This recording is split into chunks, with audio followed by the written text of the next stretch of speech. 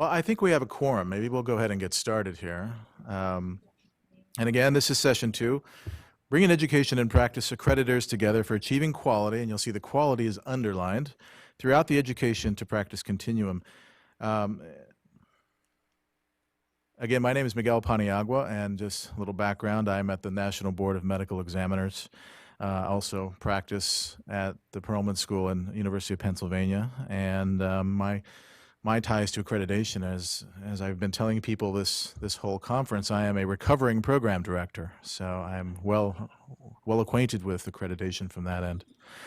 So the way we'll work today is really make this more interactive as much as possible, and less of us talking. It is the afternoon, and we want to fight the postprandial ptosis that I think is still occurring amongst many of you.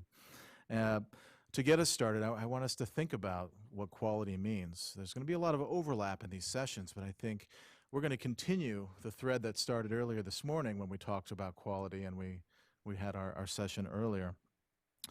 And then we're also going to have my two distinguished colleagues here, Drs. Karen Sanders and Dr. David Benton, will introduce themselves and also give us a bit of a primer to the idea of quality and how it's affected their work. And then we'll spend the majority of our time in an open forum taking your questions and comments, recording these, and we have a list of 5 facilitated discussion questions that I'm hopeful will also organize and sort of be the review of systems or the shape sorter for the discussion that we can bring to the bigger group later.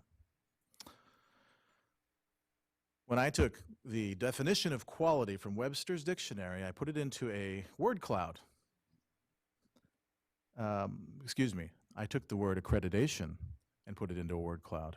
And what's interesting is that the word quality nowhere is listed in that definition. I thought that was interesting. There's words like recognize and authorization. That's a big word, both literally and figuratively in this illustration.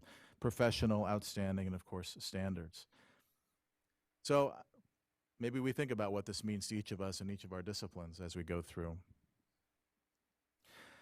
This is not a metabolic map, nor the Krebs cycle, nor anything like that. For those of you that aren't from the United States, it might be useful to see what accreditation looks like in this country, just amongst a handful of organizations. It is mind-boggling.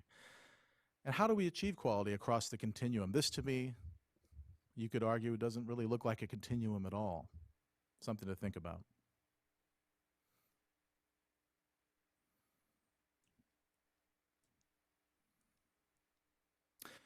Without further ado, I'm going to bring up Dr. Sanders, and we'll start our discussion with her comments. Actually, I'm not going to bring her up. This is a democracy, and they've elected to stay sitting. So,